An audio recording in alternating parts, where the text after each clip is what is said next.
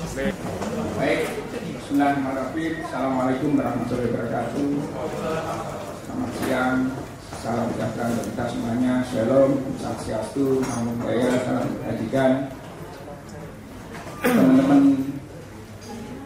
jurnalis, media, teman-teman korban dari semua, baik media cetak, elektronik, online semuanya. Pertama ini minta izin menggunakan kantornya teman-teman kan. Ini kan sebenarnya tempatnya teman-teman ini semuanya, ruangan ibu. Jadi kita pinjam dulu sebentar. Pak Aryo ini tanggung jawab harus pinjam teman-teman. Yang kedua, terima kasih kehadiran teman-teman semuanya.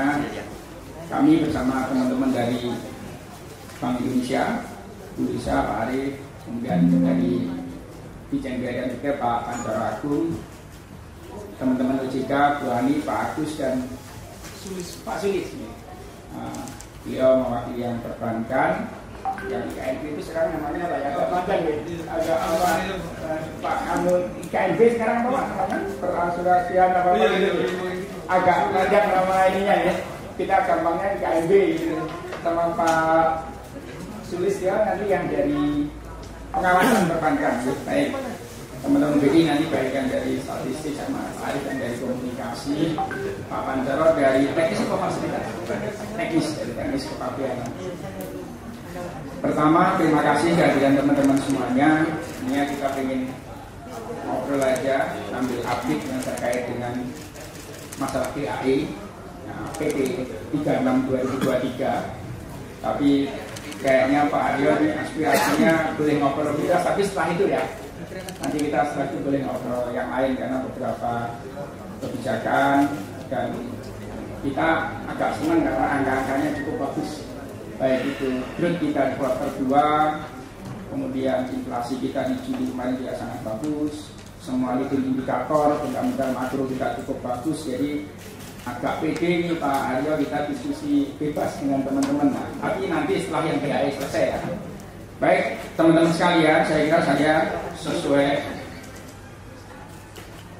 penugasan dari Pak Haryo dan Pak Tatang, saya minta menjelaskan apa aja nih ya. Beberapa mungkin yang terkait dengan DHE, devisa hasil ekspor sesuai dengan PP 36/2023.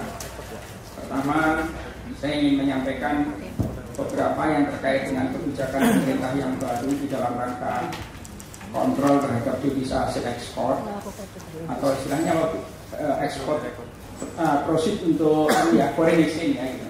Tadi pagi saya ditanya ngobrol dengan bursa karbon Singapura, DHE apa Pak? Saya juga bingung. Pokoknya ekspor proceed yang di ekspor proceed yang kaitannya devisanya yang foreign exchange gitu ya. Udah proceed sebenarnya mereka harusnya nggak tahu ya harusnya. Oke. Baik teman-teman sekalian. Seperti kita ketahui, pertengahan Juni kemarin pemerintah menerbitkan PP nomor 36 tahun 2023 yang intinya adalah perubahan atas PP nomor 1 2019 mengenai devisa hasil ekspor. Nah sebenarnya kalau kita setback lagi, penerapan mengenai pemasukan devisa hasil ekspor ini sudah kita jalankan sejak 2011 ya. Saya ingat betul kami dengan Pak Darmin waktu itu sebagai Gubernur BI, saya masih Direktur IT di Bea Cukai tahun 2010-an sebelumnya itu masih lama sekali gitu ya. Waktu itu kita mulai berlakukan rapat-rapatnya panjang itu 2009, 2010 dan 2011 sudah kita berlakukan. Jadi sebenarnya bukan hal baru kewajiban mengenai devisa hasil ekspor itu. Demikian juga hampir semua negara juga mempunyai kebijakan untuk menerapkan mengenai pengaturan devisa hasil ekspor ini. Sehingga kalau kita lihat beberapa ketentuan yang ada di PP 36 sifatnya lebih banyak ke perbaikan dan beberapa perubahan melengkapi dari PP yang sudah ada sebelumnya. Apalagi kalau di 2011 yang lalu itu saat itu rezim devisanya masih devisa bebas ya, undang-undang lalu lintas devisa yang tahun 99 itu nomor berapa? 23 atau 24 kalau nggak salah. Nah, cuman kan kemarin ada cantolannya yang di Undang-Undang P2SK ya, kita diperbolehkan untuk pengaturan devisa. Undang-Undang tentang devisanya masih belum berubah, namun ada sedikit penambahan pengaturan yang dicantolkan di P2SK ya, nama yang di beberapa undang-undang, sehingga dengan dasar itu ada arahan dari atas dengan Bapak Presiden kalau nggak salah atas bulan Januari ya Pak Tatang. Waktu itu kita diminta untuk merevisi PP nomor 1 2019. Nah, setelah proses sekian bulan Juli kemarin, PP mengenai DHE, perubahan dari PP 1 2019 sudah kita terbitkan, kalau nggak salah 12 Juli, yaitu PP 36 tahun 2023. Memang ada beberapa kebijakan pengaturan yang baru, namun secara prinsip melengkapi dari PP 1 nomor 219. Yang paling utama kalau dulu kebijakannya adalah istilahnya apa? Memasukkan devisa. Kalau sekarang memasukkan dan menempatkan. Jadi istilah di lapangannya nggak tahu nih benar nggak salah. Kalau dulu hanya repatriasi, yang sekarang repatriasi dan retensi. Kira-kira istilah teman-teman kan sering gitu ya Bu Risa dan Pak Arif, teman-teman OJK. Gampangnya kalau dulu hanya repatriasi, hanya wajib memasukkan saja. Sekarang ada repatriasi dan retensi, memasukkan dan menempatkan di dalam rekening khusus yang ada di sistem keuangan Indonesia. Kira-kira itu ya.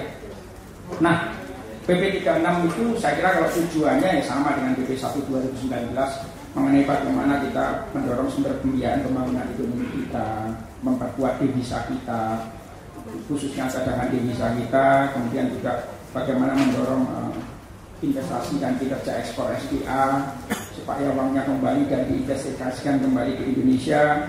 Demikian juga nanti akan menjadi instrumen teman-teman BI untuk biasanya untuk stabilitas makroekonomi ya Bu ya, makroprudensialnya, kemudian juga mengatur mengenai pasar keuangan domestik teman-teman di OJK. Jadi tujuan besarnya saya kira masih hampir sama, hanya beberapa penguatan kebijakan saja. Nah, data yang ada, memang kalau kita bicara potensi devisa dari sumber daya alam yang diwajibkan DHE, jadi kalau jenis barang yang diekspornya yang dikenakan wajib DHE itu masih sama. Jadi 4 sektor SDA, kita selalu ingat 1 sektor pertambangan, 2 perkebunan, 3 kehutanan, 4 perikanan. Di PP yang baru ditambah hasil olahan dari 4 itu. Jadi memang bukan sektor tambahan, tapi adalah hasil olahan dari keempat sektor tadi, pertambangan, perkebunan, kehutanan, perikanan. Itu kira-kira. Saya masih ingat di awal-awal dulu kita berdebat panjang mengenai sektornya. Intinya adalah yang sektor berbasis SDA. Kita perdebatkan sejak 2011-2012 yang lalu. Yang sekarang masih sama, hanya ditambah hasil olahannya. Itu juga masuk wajib DHI. Itu ya teman-teman sekalian. Kemudian mengenai potensi optimalisasi devisanya, Pak Menko waktu di forum diskusi dengan teman-teman dan juga malamnya yang menjelang 1 Agustus itu dengan Pak Gubernur BI, Bu Menkeu dan teman-teman dari OJK, waktu Pak Yande waktu itu yang hadir, selalu menyampaikan kalau kita lihat data di 2022 saja, data ini nanti bisa jadi angkanya berbeda karena memang kan biasanya update terus posisi data beberapa bulan sebelumnya itu. Tapi kurang lebih antara-antaranya untuk data devisa hasil ekspor kita di 2022, kalau total ekspor kita itu kalau nggak salah 292, sekian billion US dollar. Nah dari 292 itu yang 203-nya itu adalah dari 4 sektor SDA tadi beserta olahannya. Jadi kira-kira 69,5% dari total ekspor kita 2022 itu adalah 4 sektor tadi plus hasil olahannya, atau cakupannya sekitar 69,5% dari total ekspor wajib DHI. Nah, kalau kita pakai angka 203 US dollar di 2022, sekarang ini kan kurang lebihnya ekspor selama beberapa tahun ini sejak pandemi kan kemarin kenaikannya cukup tinggi. Rata-rata angkanya hampir 270, 280, 290, terakhir kan 292 di tahun lalu. Beda dengan sebelum pandemi, waktu sebelum booming komoditas, ekspor kita kan baru di angka 170, 180, 190 billion US dollar. Sekarang kan udah rata-rata lebih dari 270, 280-an. Nah, kalau dengan perkiraan angka yang sama di 2023 ini, katakan walaupun pertumbuhan ekspor makin melambat seiring dengan koreksi harga komoditas dan semua di global kan lebih banyak dinamikanya luar biasa ini, penurunan demand dan sebagainya. Nah, kalau kita asumsikan katakan sama saja sekitar 290 billion US dollar, katakan ekspor tahun 2023 ini nanti total, maka dengan angka 200-an US dollar tadi, kalau 30% diretensi, angkanya kira-kira sekitar 60 miliar US dollar. Kalau 2002 yang lalu berarti kan 60,9 miliar US dollar, 30% dari 203. Nah, kita masih hitung tahun ini kalau dengan pola yang hampir sama, walaupun growth dari ekspor sedikit melambat, katakan masih 290-an billion US dollar, maka yang diretensi sekitar 60 miliar US dollar. Nah, angka ini saya kira cukup besar, apalagi nanti kalau kita lihat, nggak tahu cadangan Indonesia terakhir kemarin nggak 137 billion US ya. Dan trennya naik, tapi sempat turun sedikit. Tapi alhamdulillah beberapa bulan di atas 130 billion US dollar, atau setara 6 bulan lebih ekspor impor kita ya. Jadi saya kira cukup kuat cadangan devisa kita. Mudah-mudahan dengan kebijakan BA ini nanti ada beberapa penguatan di sana. Rincian sektornya saya kira Pak Menko sudah pernah menjelaskan, tapi kalau untuk gambaran saja, dari 4 sektor ini tadi, yang paling besar pasti sektor pertambangan. Sektor pertambangan itu kalau total ekspor tadi 292, pertambangan ini 2002 yang lalu, mungkin yang tahun ini akan sedikit mengalami penurunan, walaupun kemarin beberapa komoditi utama kita, terutama hasil tambang, batu bara dan CPO mengalami koreksi harga.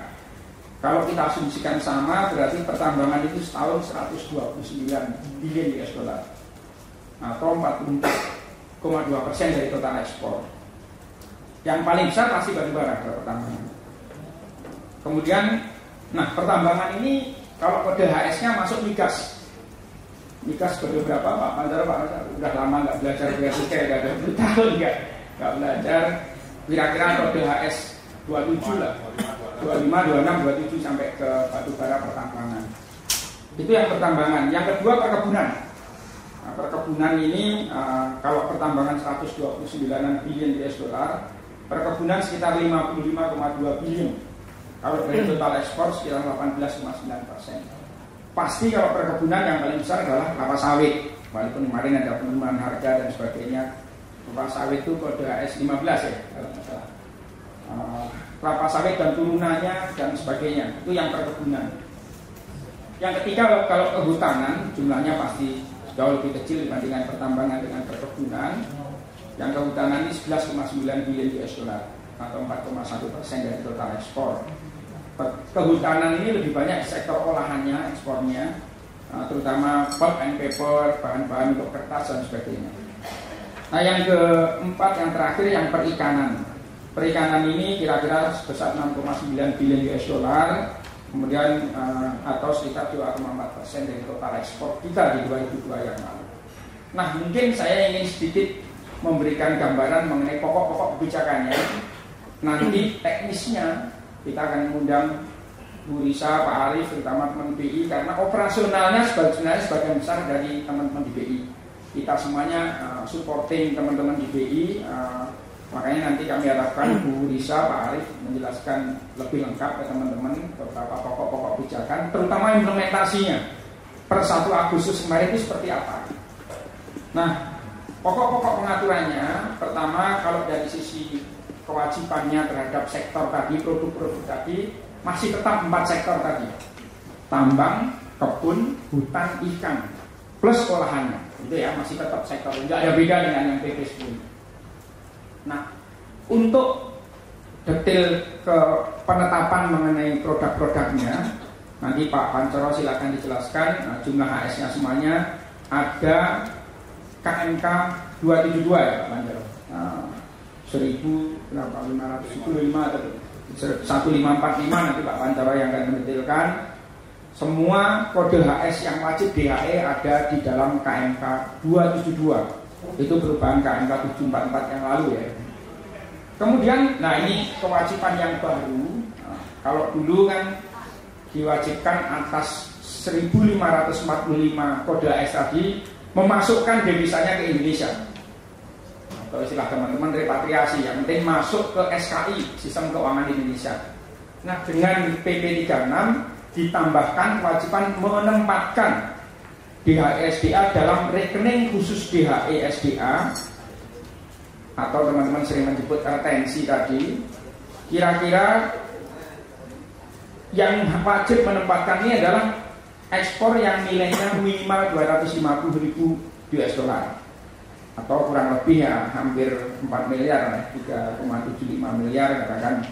Jadi per dokumen. Jadi kalau ada sektor misalkan mohon maaf, misalkan perikanan, khawatir nanti para nelayan akan terganggu pendapatan dan semuanya, dijamin tidak akan terkena ini. Karena apa? Yang kena hanya yang transaksi ekspor yang per dokumennya minimal 250.000 US atau hampir 4 miliar per dokumen. Jadi per PEB, istilahnya sekarang PPE ya Pak Banjar ya.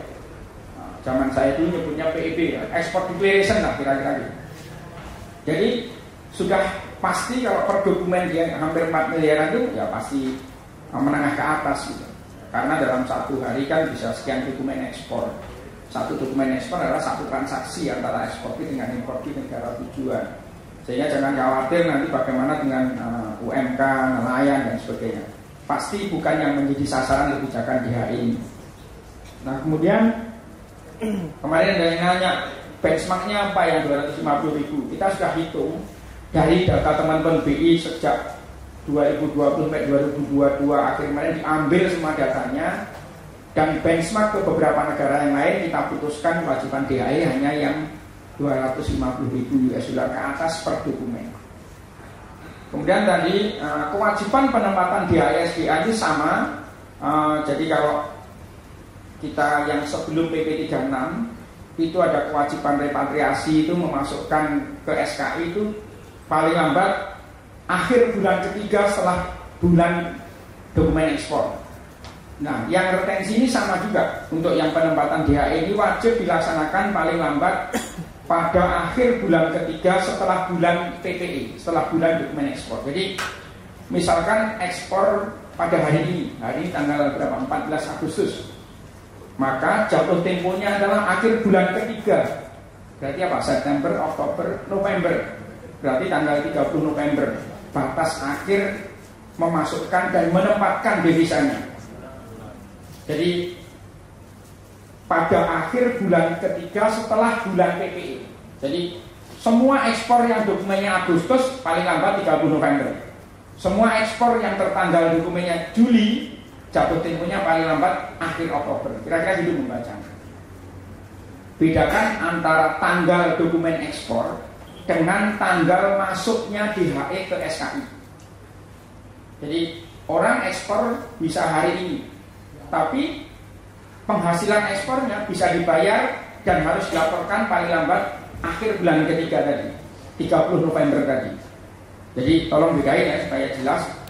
Ada tanggal dokumen ekspor, ada kewajiban memasukkan dan menempatkan berupa DHE yang DHE itu kan hasil pembayarannya, hasil transaksi ekspornya. Kalau dokumen ekspor pada saat pengiriman dari Indonesia ke luar negerinya, gitu ya, supaya jelas. Kemudian DHE SDA yang dimasukkan tadi wajib disimpan di rekening khusus. Nah, ini kira-kira penyimpanannya minimal 3 bulan. Minimal 3 bulan. Kemudian ditempatkan di dalam rekening khusus tadi dengan besaran minimal 30% dari DHE. Kita kemarin diskusi panjang dengan seluruh perusahaan besar, cerita mengenai angka 30%. 30% ini sudah kita ambil dari data di BI. Saya lupa Bu Risa, nanti tolong dijelaskan. Sekian tahun data diambil, kira-kira yang betul-betul dananya free, yang tidak digunakan untuk membayar kebutuhan ekspor, membayar mengenai bahan bakunya, logistiknya, proses produksinya, di luar biaya-biaya yang ada kira-kira 30%. Beberapa negara menerapkan ada yang 35%. Kemudian kewajiban 3 bulan ini juga sudah kita sesuaikan. Beberapa negara lain ada yang 6 bulan, ada yang 1 tahun. Cuman kita hitung kira-kira yang disita 30% dan 3 bulan minimal. Kemudian instrumen penempatannya itu adalah mulai rekening khusus di perbankan. Nanti teman-teman OJK, Bu Ani monggo dijelaskan, atau rekening khusus di LPI, Pak Agus nanti monggo dijelaskan ke teman-teman semuanya. Juga instrumen perbankan lainnya, kemudian instrumen LPI dan instrumen BI. Nanti Bu Risa dan Pak Arif silahkan dijelaskan apa saja instrumen BI. Beberapa catatan kemarin, instrumen untuk pemanfaatan BHE itu penempatannya bisa satu ditempatkan di deposito falas, yang kedua bisa swap falas nasabah dengan bank, kemudian bisa untuk underlying transaksi swap lindung nilai bank dengan BI, dan beberapa penempatan lain. Nanti saya mengundang teman-teman OJK dan BI menjelaskan lebih lanjut mengenai instrumen-instrumennya. Kemudian dengan BHI ini juga Kementerian Perdagangan dan BCBC bisa memberikan insentif lain, misalkan yang comply dengan BHE, compliance berapa nanti dianggap sebagai eksportir yang patuh, eksportir yang berisiko rendah, atau beberapa yang terkait dengan istilah teman-teman apa, eksportir yang bereputasi baik lah, kira-kira akan mendapat perlakuan khusus baik dalam konteks bea cukai maupun perdagangan.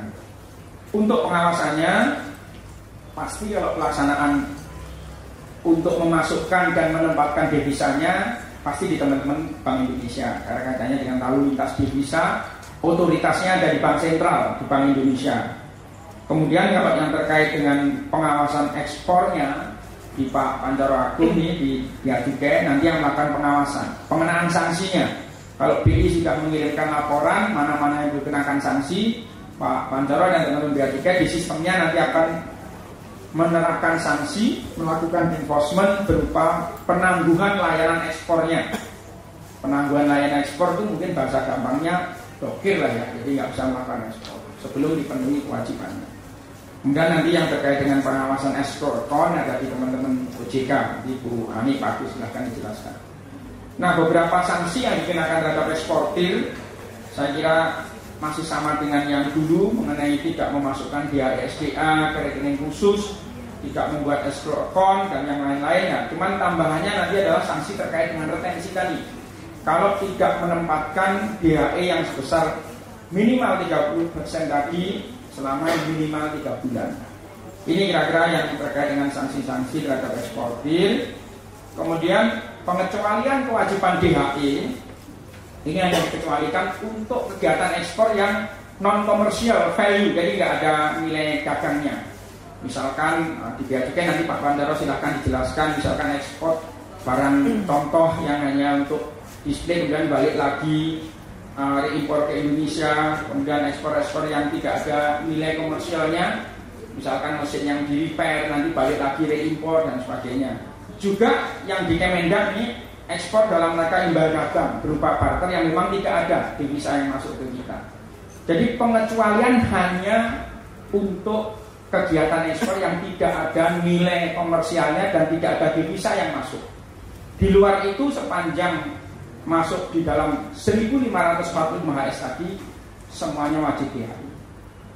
Nanti kita jelaskan ke teman-teman, per hari ini memang kita masih menerima beberapa surat dari beberapa sektor yang mengajukan pengecualian sesuai dengan arahan Pak Presiden yang kemarin juga Pak Menko, Pak Gub BI, Bu Menko dan Pak Ketua TKOJK Pak Kati kemarin, arahan di atas kemarin, penerapan wajib BHE diberlakukan 100%, tidak ada pengecualian per 1 Agustus dengan catatan kita akan evaluasi dalam 3 bulan ini, gitu ya.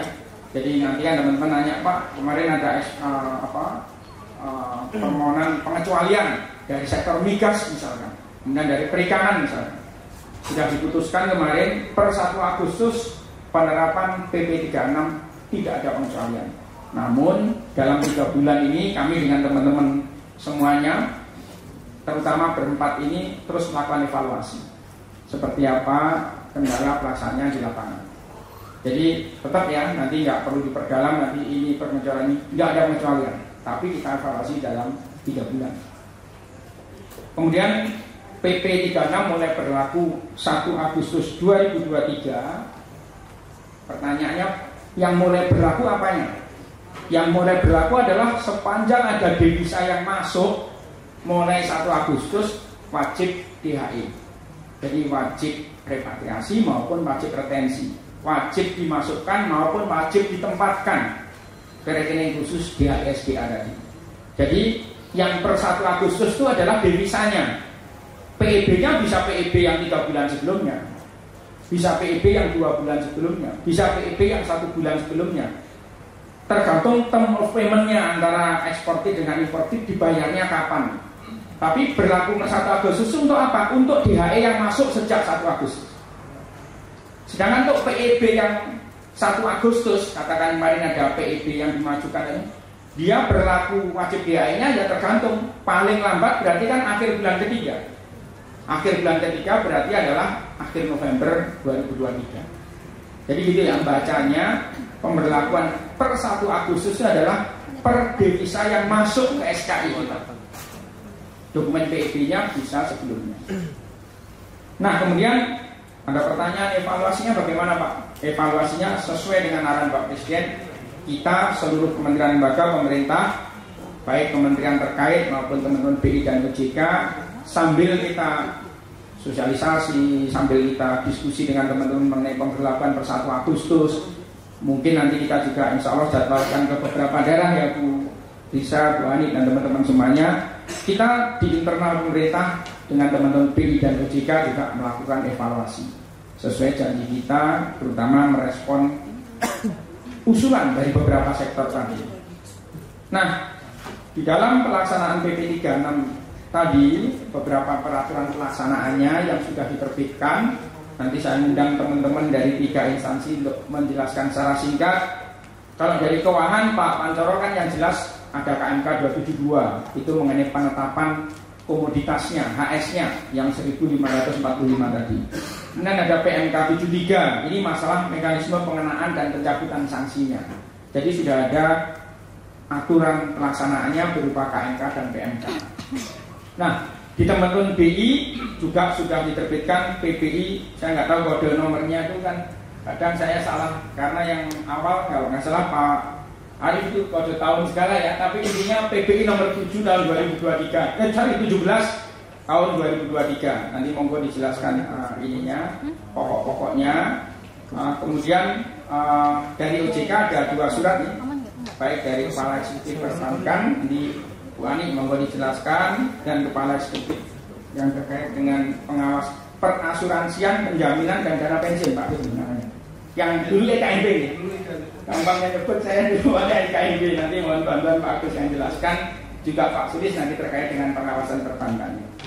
Saya kira itu aja teman-teman, mudah-mudahan jelas betul ya, nggak ada, ini tinggal implementasinya. Kami undang satu persatu teman-teman yang hadir di sini, baru nanti kita diskusikan. Itu ya. Saya langsung undang aja teman-teman, mungkin pertama dari Bank Indonesia dulu, silahkan Pak Arif dan Bu Risa siapa yang mau duluan. Silahkan dijelaskan singkat beberapa hal, khususnya terkait dengan implementasinya, karena ini sebenarnya otoritasnya lebih banyak kalau lalu lintas divisa adalah di Bank Sentral. Silahkan Bu Risa.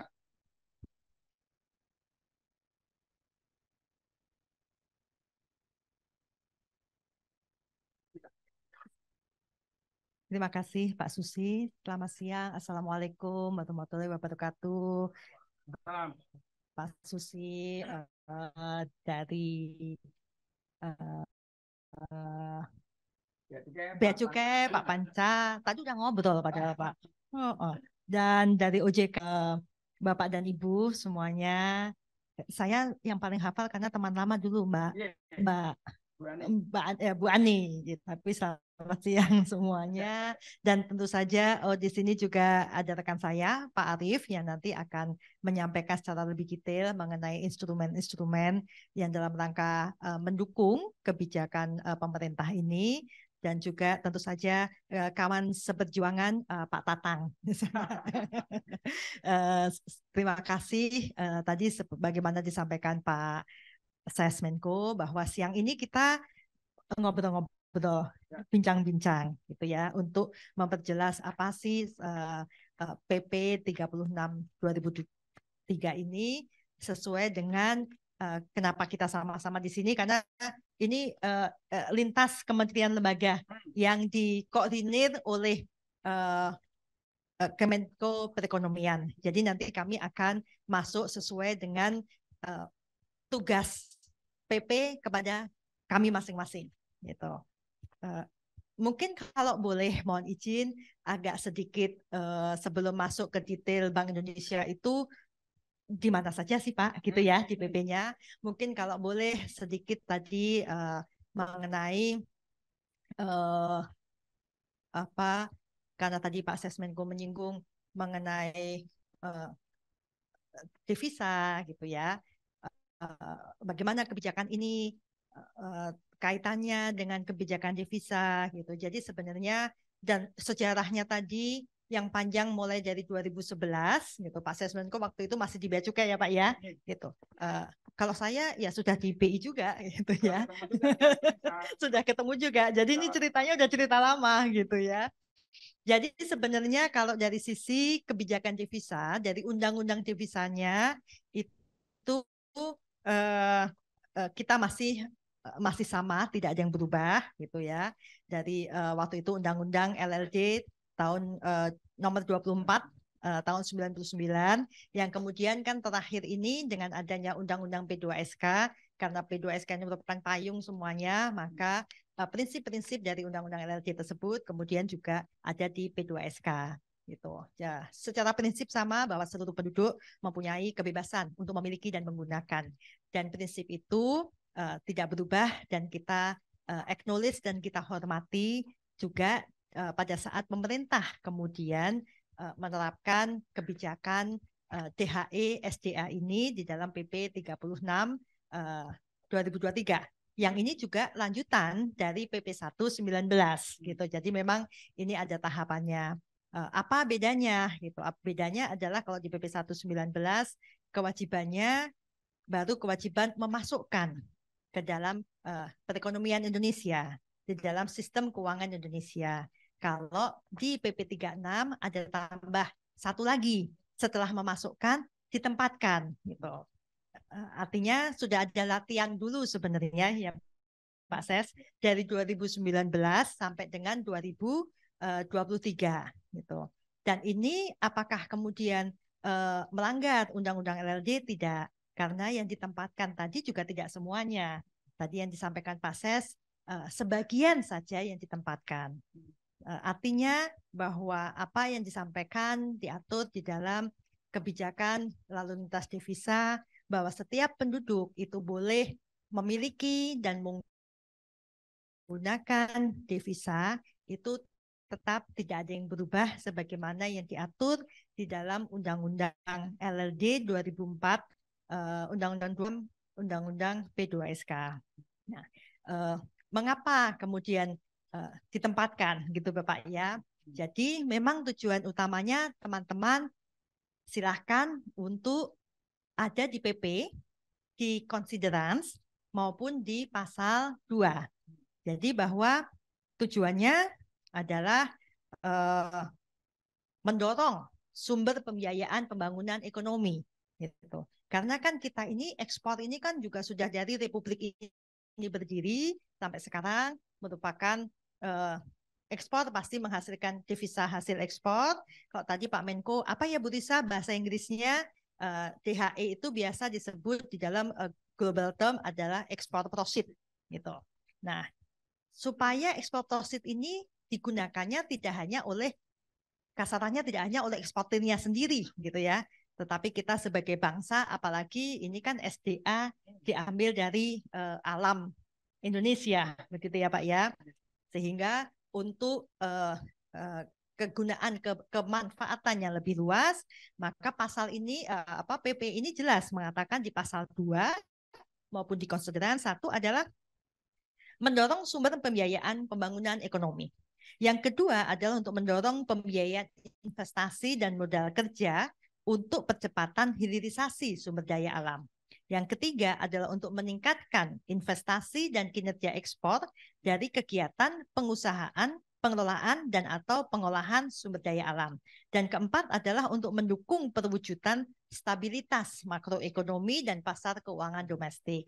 Tadi stabilitasnya adalah kalau tadi semua sumber pembiayaannya masuk dan kemudian tadi disampaikan Pak Sesmenko capital inflows-nya juga masuk, begitu ya, DHE-nya masuk, akan menambah sumber pembiayaan, menambah stabilitas makroekonomi, gitu. Bahwa nanti cadangan devisanya naik, ya itu bagian dari konsekuensi sebenarnya, tetapi bukan sebagai sebuah tujuan, gitu ya. Tujuannya adalah itu tadi, pembiayaan ekonomi, gitu. Tapi jadi lebih ke sana untuk hilirisasi, untuk pembiayaan ekonomi, karena kan salah satu program pemerintah sekarang yang terus dikejar adalah hilirisasi itu. Nah, nanti tentu Pak Sesmenko yang akan lebih fasih gitu ya, dan lebih ahlinya mengenai pembiayaan ekonomi ini, mengenai hilirisasi ini. Saya juga belajar dari beliau nih. Itu. Kemudian kalau untuk Bank Indonesia sendiri, sesuai PP, tugas kami, nah kami ditugaskan ini oleh pemerintah, supportnya di mana gitu ya. Kembali kepada fungsi Bank Indonesia gitu. Memang di Republik ini tadi sudah diceritakan oleh Pak Sesmenko, kami bersama-sama dengan pemerintah sejak awal ya Pak ya, itu memang dari tahun 2011 membangun informasi lalu lintas devisa, salah satunya adalah mengenai pelaporan devisa hasil ekspor. Salah satunya, karena sebenarnya banyak yang lainnya. Gitu. Ada berbagai pelaporan LLD, salah satunya adalah DHE. Nah inilah yang kemudian karena pemerintah tahu bahwa Bank Indonesia sudah sejak lama dan mempunyai pengalaman mengelola pelaporan devisa hasil ekspor dari eksportir. Sistem inilah yang kemudian sama-sama kita gunakan untuk Republik ini. Kan nggak lucu kalau di Bank Indonesia sudah ada, kemudian kita harus membangun semuanya dari awal gitu. Jadi karena di Indonesia sudah ada nih salah satu institusi yaitu Bank Indonesia yang sudah mempunyai sistemnya, kita tidak sendirian sejak membangun, bersama-sama dengan pemerintah juga, dengan Kemenko dan juga dengan kolega kami dari Bea Cukai. Gitu. Itu sejak awal. Mengapa? Karena DHE itu yang punya informasi paling lengkap, eksportir ya Bea Cukai gitu ya, karena otoritasnya di sana. Sementara Bank Indonesia adalah dari sisi kita bisa memantau, bekerja sama dengan perbankan, memantau lalu lintas devisanya. Karena ya mungkin ada devisa yang dibayar cash, tapi ekspor apa ya Bapak Ibu, teman-teman yang dibayar cash gitu. Pastilah membayarannya melalui transfer, apapun metodenya melalui bank. Nah, bank inilah yang kemudian sistem yang Bank Indonesia menangkap itu, gitu. Menangkap laporan-laporan dari bank ini, gitu ya, sehingga kita bisa melihat oh berapa sih devisa yang kemudian masuk ke Indonesia. Nah, sistem inilah yang kemudian sejak PP 19 PP 1 tahun 2019 itu digunakan untuk kebijakan pemerintah khusus untuk SDA menggunakan sistem tersebut, dan sekarang ini PP 36 juga kita menggunakan sistem tersebut. Tentu di Bank Indonesia dan juga dengan teman-teman perbankan ada support juga ini dengan teman-teman dari OJK sebagai bapak ibunya bank gitu ya. Itu tentu kami berbicara dengan industri ini untuk bisa menyempurnakan sistem-sistem itu dan juga kemudian berkoordinasi dengan OJK supaya dengan Bea Cukai supaya sistemnya kemudian bisa digunakan dengan baik untuk melaksanakan apa yang telah digariskan pemerintah di dalam PP 36 tahun 2023. Nah, dengan adanya sistem itu, maka PP mengamanahkan Bank Indonesia untuk melaksanakan fungsi pengawasan, gitu. Monitoring atas kepatuhan-kepatuhan yang telah diatur di dalam PP. Apa saja kewajiban eksportir yang diatur dalam PP tadi sudah disampaikan oleh Pak Sesmenko. Kewajiban pertama adalah kewajiban memasukkan DHE ke dalam sistem keuangan Indonesia. Ini bukan kewajiban baru. Ini lanjutan dari kewajiban lama yang sudah lahir sebelumnya. PP 119 sudah mewajibkan itu. Jadi ini tidak ada yang baru di situ. Yang kedua, setelah masuk, nah ini yang baru. Wajib untuk ditempatkan dalam jangka waktu tertentu. PP mengatur yang ditempatkan hanya sebagian kecil ya Pak, nggak sampai separuh, hanya 30%-nya gitu. Berapa lama? 3 bulan. Gitu. Yang 30%-nya ditempatkan selama 3 bulan. Tentu saja pemerintah pada saat memutuskan untuk mengambil 30%, kemudian 3 bulan, itu sudah mendengarkan berbagai informasi dan mempelajari berbagai data, salah satunya dari Bank Indonesia, tentu saja juga dengan best practice selama ini yang langsung berhadapan dengan eksportir adalah dari Bea Cukai dan juga dari industri, dari eksportir.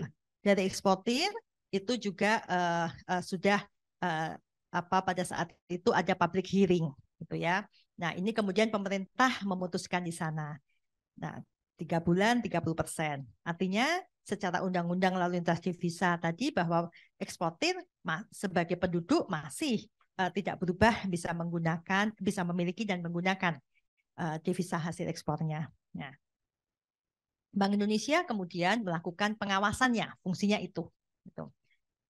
Pengawasan kewajiban-kewajiban menggunakan pelaporan-pelaporan dari sistem yang sudah ada untuk mengawasi apakah kewajiban masuk ke SKI dilakukan. Apakah yang 30% tadi ditahan selama 3 bulan. Nah, itu semua kita melakukan pengawasan dan kemudian hasil pengawasannya kami serahkan kepada Kementerian Keuangan, dalam hal ini kepada Bea Cukai. Gitu. Selanjutnya apalagi? Nah, ini Bank Indonesia kemudian di dalam PP juga ada pasal-pasal yang menyatakan bahwa kalau sudah dimasukkan gitu, memasukkannya di bank itu pakai instrumen apa? Gitu ya. Apakah dimasukkan saja ke giro terus diam aja selama 3 bulan. Nah, tentu kita juga tidak ingin eksportir ini kemudian ada loss di sana, ada kerugian. Nah, disitulah kemudian Bank Indonesia berkoordinasi dengan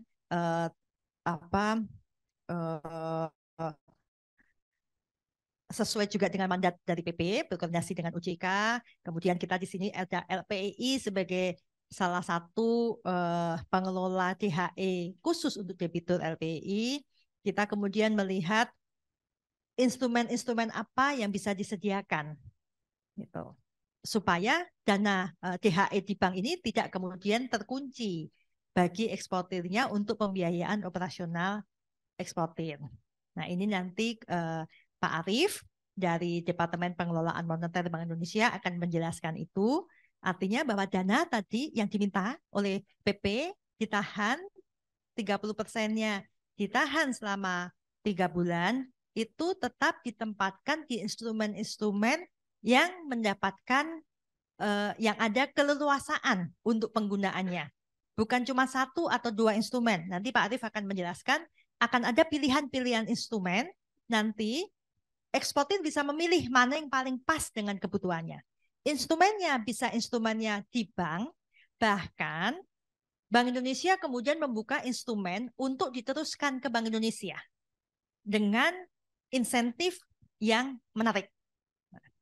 Bahkan kemudian kami dari Bank Indonesia memberikan satu lagi, membuka satu pintu lagi, tidak hanya ditempatkan, tapi bagaimana yang sudah ditempatkan lagi bisa dimanfaatkan untuk pendanaan rupiah.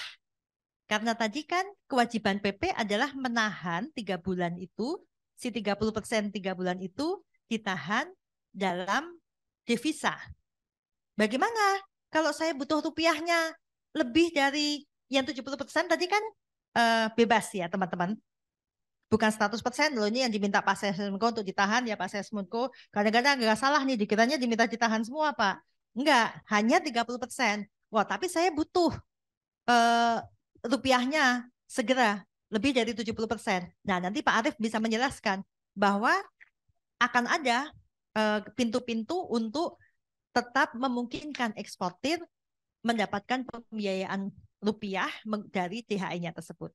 Mungkin itu saja dulu Pak Sesmenko, kalau boleh nanti selanjutnya selanjutnya mengenai instrumen-instrumen bisa dijelaskan oleh Pak Arief. Terima kasih. Baik, makasih Bu Risa. Saya kira langsung saja kami undang Pak Arief, mungkin bisa dijelaskan secara singkat beberapa instrumen, termasuk insentifnya, tingkat suku bunganya, dan sebagainya, supaya teman-teman juga tahu betul dana yang ditempatkan itu pun kita berikan juga, supaya tadi istilah Bu Risa tidak ada loss di sisi pihak ekspor. Monggo Pak Arief. Baik, terima kasih Pak Sesmenko, Bapak Ibu pimpinan dari BI, dari OJK, dari Bea Cukai.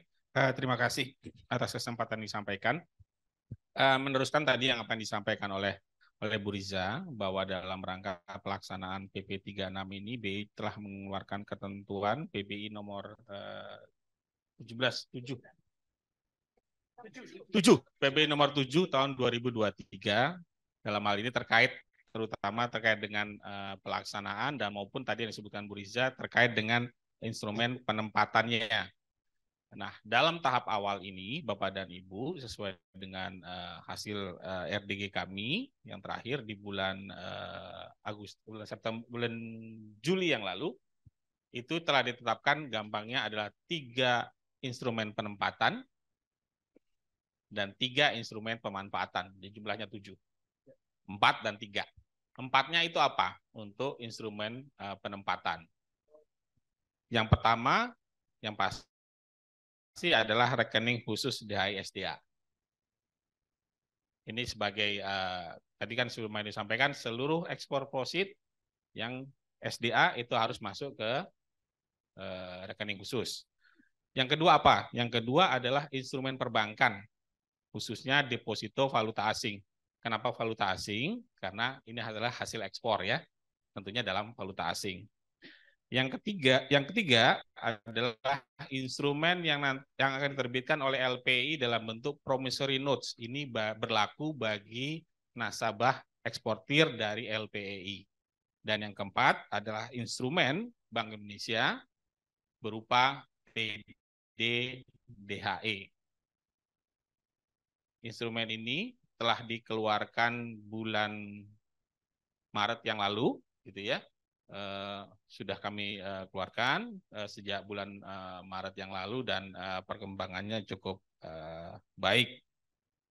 Bagaimana kemudian penempatannya, gitu ya? Pemanfaatannya tadi sudah disampaikan Bu Riza. Bagaimana kalau nasabah eksportir ini dalam periode penempatan membutuhkan likuiditas, gitu ya? Membutuhkan likuiditas khususnya rupiah, gitu ya.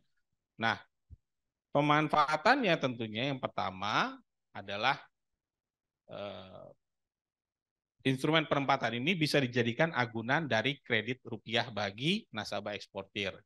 Nanti perlakuan-perlakuan tertentu terkait dengan agunan kredit rupiah ini nanti akan disampaikan oleh teman-teman dari OJK secara lengkap. Kemudian yang kedua untuk pemanfaatan adalah instrumen penempatan tadi yang berupa Reksus, deposito valuta asing, instrumen LPI, dan instrumen falas DAI itu dapat dijadikan underlying transaksi efek swap antara eksportir dan bank. Gitu ya. Jadi ketika misalnya dia tidak mau kredit, misalnya dapat dilakukan transaksi swap. Dengan transaksi swap pada leg pertama, eksportirnya penempatan, mereka akan dapat rupiah, gitu ya, eksportirnya. Pada second leg-nya, pada saat maturity-nya nanti dikembalikan dananya tersebut, gitu ya. Rupiahnya kembali bank, eksportirnya ke falasnya ke eksportir. Dan yang terakhir untuk penggunaan ini dapat dijadikan underlying transaksi swap lindung nilai antara bank dengan BI. Jadi kalau tadi transaksinya swap gitu ya, jika bank memang kemudian butuh cover transaksi gitu ya, untuk meng-rehedge lagi posisinya, mereka bisa datang ke Bank Indonesia dan melakukan transaksi swap lindung nilai dengan Bank Indonesia. Nah, kemudian Bapak dan Ibu, apakah kemudian instrumennya hanya 4 dan 3 saja yang sudah ditetapkan? Saat ini seperti itu. Jadi 4 instrumen penempatan dan 3 pemanfaatan, tetapi dalam perkembangannya, tadi disampaikan oleh Pak Sesmenko, kita akan melakukan evaluasi terhadap instrumen yang ada dengan memperhatikan 3 prinsip tentunya. prinsip yang pertama bahwa ini harus tetap sejalan dengan kebijakan pemerintah khususnya terkait dengan PP 36 dalam konteks repatriasi dan penempatan. Kemudian prinsip yang kedua itu kita akan memastikan bahwa pemanfaatan DHE DSDA ini untuk kebutuhan di dalam negeri. Oleh karena itu tadi semua kegiatan penggunaannya dalam bentuk rupiah untuk kebutuhan kemudian korporasi melakukan aktivitasnya di dalam negeri. Yang ketiga tentunya kita akan terus mengevaluasi gitu ya instrumen-instrumen baru yang mungkin bisa karena tentunya tetap harus ada inovasi gitu ya. Jika ada instrumen baru yang ingin diterapkan, tentunya nanti Bank Indonesia akan menetapkannya dengan tetap memperhatikan dua prinsip di atas. Prinsip untuk sejalan dengan PP-nya, PP 36, dan kemudian memberikan kemanfaatan kepada ekonomi domestik. Mungkin itu Pak Sesmenko dari kami. Nanti mungkin jika ada pendalaman tentunya kami berharap dalam diskusi. Terima kasih Pak Sesmenko. Kami kembalikan. Baik, terima kasih Pak Arief dan Bu Risa. Mungkin Pak Pancoro nanti kami undang dulu teman-teman OJK melanjutkan karena ini lagi bicara mengenai instrumen penempatan maupun instrumen pemanfaatan. Kami mengundang dulu Bu Ani yang membawai perbankan. Ini kaitannya dengan tadi Bu disampaikan instrumen penempatan itu kan selain rekening khusus DHE, demikian juga ada instrumen perbankan berupa deposito falas dan sebagainya. Demikian juga yang instrumen pemanfaat mohon dijelaskan. Ini kaitannya dengan apa kemarin istilahnya cash kolateral dan sebagainya. Nah, Bu Ani ini yang harus menjelaskan lebih lengkap lagi. Monggo Bu, silakan. Ya, terima kasih Pak Susi yang terhormat, Pak Susi, kemudian Bapak Ibu Bu Risa, Pak Arief dari Bank Indonesia, Pak Panca, kemudian teman-teman juga dari OJK. Ya, jadi ini saya sesuai dengan yang diamanatkan ya, kami akan menyampaikan apa yang telah dilakukan oleh OJK terkait dengan diterbitkannya PP nomor 36 mengenai DHE SDA ini. Jadi Bapak Ibu, teman-teman sekalian, oh ya lupa Pak Tatang. Ya, jadi teman-teman Bapak Ibu semuanya, jadi mungkin perlu kami sampaikan ya, sebagaimana dengan yang telah diatur di dalam PP 36 tahun 2023 ini, memang terdapat beberapa pengaturan yang diamanatkan kepada OJK. Kemudian di dalam pasal 12 ya, pasal 12 ayat 1 itu disebutkan bagaimana mengenai pembuatan escrow account ya. Di situ selain kepada dapat ditempatkan pada bank devisa, itu juga bisa ditempatkan juga di LPI. Nanti Pak Agus ya terkait dengan penempatan di LPI. Kemudian pasal 12 ayat 2 juga mengatur mengenai kewajiban ya memindahkan escrow account apabila masih ada di luar negeri untuk kewajiban memindahkan ke rekening di dalam negeri ke Indonesia seperti itu. Dan kemudian juga kita OJK diwajibkan untuk melakukan pengawasan terhadap escrow account tersebut. Nah, jadi terkait dengan instrumen perbankan seperti yang tadi disampaikan, memang kami juga sudah menerbitkan dua surat kepada industri perbankan. Jadi untuk instrumen tentunya tetap mengikuti aturan yang ada di perbankan ya terkait dengan undang-undang perbankan, yaitu rekening simpanan yang bisa bisa dilakukan untuk penempatan tersebut. Namun demikian, ini perlu kami sampaikan kebijakan yang telah dikeluarkan oleh OJK. Ini kami telah menerbitkan dua surat. Itu pertama adalah surat Kepala Eksekutif Pengawas Perbankan nomor 5 tahun 2023 ya, tanggal 8 Maret 2023. Jadi di dalam surat tersebut kami menjelaskan bagaimana perlakuan akuntansi dalam hal terdapat rekening khusus ya untuk penempatan DHE SDA ini.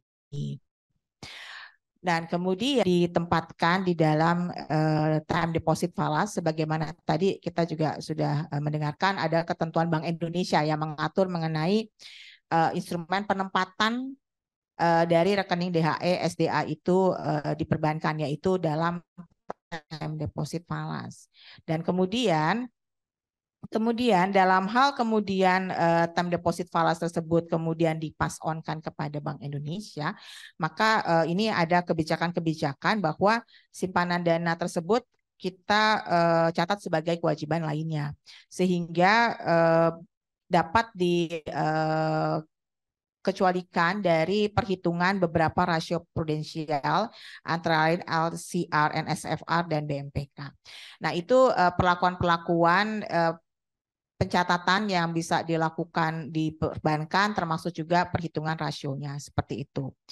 Dan kemudian juga terkait dengan surat yang kedua. Jadi surat yang kedua ini kami sudah dikeluarkan oleh Kepala Eksekutif Pengawas Perbankan ya kepada seluruh bank umum. Ini nomor 17 tanggal 24 Juli 2023.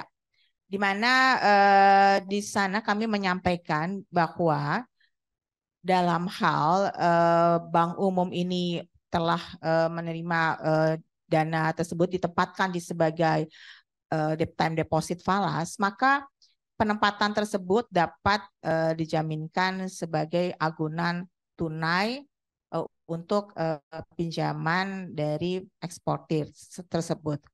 Nah, ini agunan ini tentunya karena memang kami juga sudah memiliki OJK yang mengatur mengenai kas kolateral atau agunan tunai, sehingga dalam hal dia sudah ditempatkan sebagai time deposit falas, dengan demikian ini juga mengacu kepada POJK kita, itu dia dapat dijadikan sebagai agunan tunai seperti itu. Nah, tapi kemudian memang kami juga memahami tetap harus mengacu kepada ketentuan yang berlaku. Nah, dalam hal ini Peraturan Bank Indonesia nomor 7 ya, tahun 7 yang dikeluarkan, di situ diatur bahwa agunan itu hanya dapat dilakukan untuk kredit rupiah. Nah, di dalam surat kami sudah mengemukakan bahwa bank juga harus memastikan bahwa kredit tersebut juga ataupun dana yang simpanan di HSD ini dipastikan tetap berada di dalam sistem keuangan Indonesia seperti itu. Jadi ini bisa dimanfaatkan oleh bank untuk mendukung fungsi intermediasi, untuk mendukung pembiayaan kepada para eksportir yang memerlukan dana operasional, tapi tetap harus memastikan dana tersebut ada di sistem keuangan Indonesia seperti itu. Nah, demikian mungkin terkait dengan dua surat yang sudah diterbitkan oleh OJK, dikeluarkan oleh Kepala Eksekutif Pengawas Perbankan. Nah, mungkin terkait dengan penugasan yang tadi kami sebutkan di awal, yaitu terkait dengan pengawasan escrow account. Jadi memang kami tentunya sebagai otoritas pengawasan, kami juga akan mendukung dengan melakukan fungsi pengawasan terhadap escrow account, yaitu kita akan meminta nih kepada bank-bank tentunya agar memastikan kepada para eksportir nasabahnya dalam hal mereka masih memiliki dana escrow account di luar negeri itu harus dipindahkan ke rekening bank di dalam negeri seperti itu. Kemudian juga kita tentunya juga akan terus melakukan pengawasan dan termasuk juga berkoordinasi untuk dengan Dirjen Bea Cukai terkait dengan laporan hasil pengawasan terhadap escrow account tersebut. Mungkin demikian dari saya, Pak Susi. Mungkin mohon izin dari Pak Sulis terlebih dahulu, mungkin kalau akan menambahkan terkait dengan pengawasan perbankan. Terima kasih Mbak Bu Ani. Bismillahirrahmanirrahim. Assalamualaikum warahmatullahi wabarakatuh. Yang kami hormati Pak Susi dan Ibu, dan dari Pak Arief, dari Bu Risa ya. Maaf ya, Pak Arief udah kenal dengan Pak Arief dulu. Jadi lebih familiar. Pak Panca juga dari Cukai. Terkait dengan tugas pengawasan di sini tadi secara besar sudah dijelaskan cakupan otoritas kami OJK dalam melakukan memastikan tadi terkait dengan kesesuaian POJK 40 aset aktiva tetap terkait dengan aset umum ya, kualitas aset bank umum, apakah persyaratan nanti bank itu menjadikan dasar cash collateral telah sesuai dengan ketentuan, itu fungsi kami sebagai pengawas yang di lapangan. Kedua, terkait juga pengawasan ataupun yang sudah diamanatkan di PP 36 terkait dengan escrow account, itu nanti koordinasi juga Pak hasilnya Pak Panca dengan kami proses pengawasan seperti apa.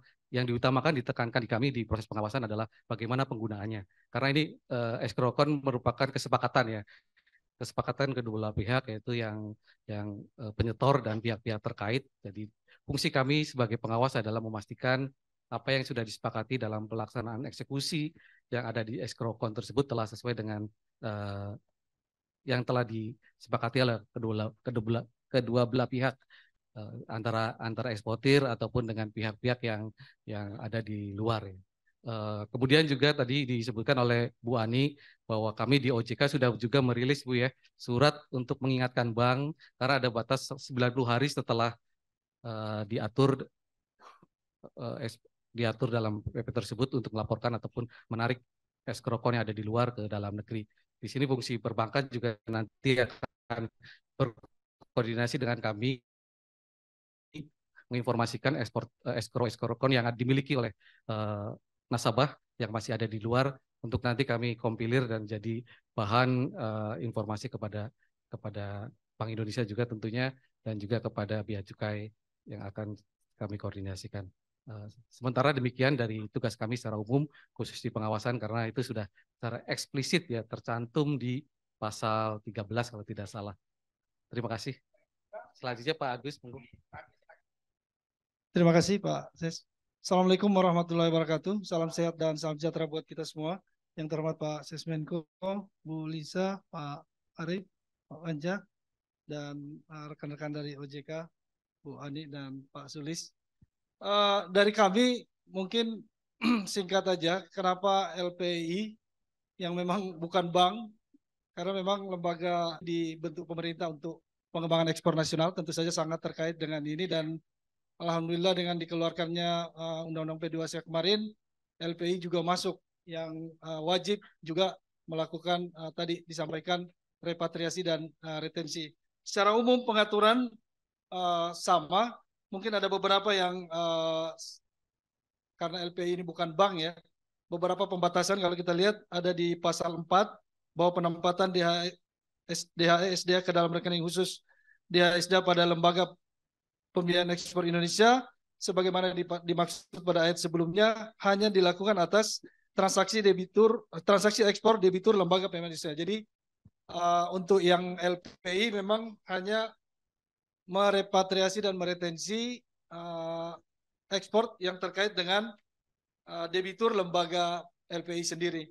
Kemudian juga di ayat yang lain juga dilakukan pembatasan pembukaan escrow account pada lembaga pembiayaan ekspor Indonesia sebagai dimaksud pada ayat sebelumnya hanya diberikan kepada eksportir yang merupakan debitur lembaga pembiayaan ekspor Indonesia. Jadi berbeda dengan yang sudah dijelaskan tadi, untuk LPI memang hanya merepatriasi dan meretensi atas transaksi ekspor untuk debiturnya sendiri.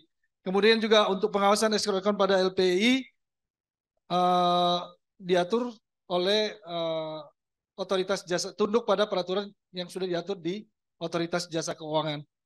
Kemudian tadi juga sudah dijelaskan Ibu Ani bahwa dalam rangka tindak lanjut tersebut kami juga sudah mengeluarkan surat, tadi disebutkan di samping surat dari KE Perbankan, di kami juga melalui surat nomor S36 tanggal 24 Juli 2023, kami juga sudah mengeluarkan surat yang pada intinya sama bahwa untuk kebutuhan pelaporan di surat tersebut sudah ditegaskan bahwa apa yang harus dilakukan oleh LPI. Dan untuk LPI ini memang karena SE mengenai pelaporannya juga baru kita keluarkan, sehingga kewajiban ini kita tinggal tambahkan di SE tersebut melalui surat KE tadi. Namun demikian sedikit berbeda dengan tadi yang dijelaskan Bu Ani, karena bank sifatnya industri, memang pengaturannya lebih detail termasuk akuntansinya seperti apa. Tetapi kalau LPI ini karena perusahaan tunggal, kami serahkan untuk yang aspek akuntansinya sebagaimana yang sudah diatur di mereka. Yang kita atur adalah bagaimana pelaporannya, kemudian apa-apa saja yang nanti harus menjadi konsen mereka, termasuk pada evaluasi kita, Pak, pada aspek evaluasi.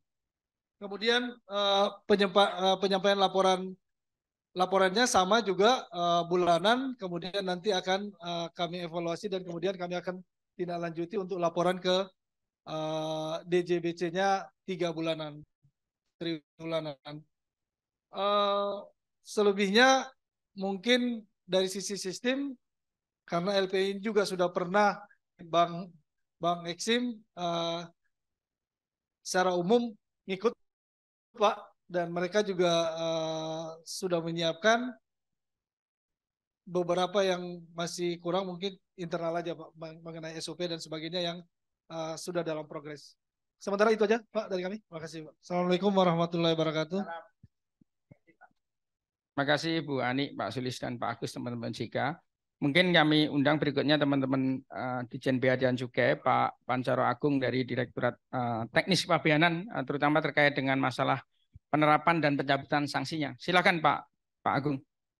Terima kasih Pak Sesmenko. Assalamualaikum warahmatullahi wabarakatuh. Mohon izin Pak Eka, Ibu dari BI maupun dari OJK dan LPI. Terima kasih atas kesempatannya.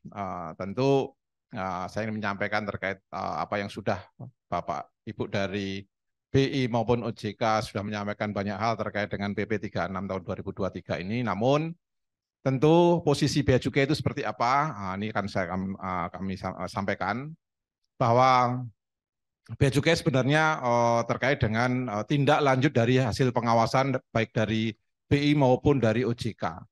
Artinya apa yang dilakukan pengawasan itu berupa PHP atau penyampaian hasil pengawasan disampaikan ke kami untuk dilakukan tindak lanjutnya. Tindak lanjutnya yaitu terkait dengan sanksi administrasi berupa tadi kalau Pak Sesmenko mengatakan pemblokiran. Jadi sebetulnya posisinya hanya itu. Namun terkait dengan ketentuan pelaksananya dari PP 36 ini di Kementerian Keuangan khususnya sudah melakukan atau sudah mempunyai 2 aturan terkait dengan KMK dan PMK-nya. Tadi sudah disebutkan oleh Pak Sesmenko. Yang pertama terkait dengan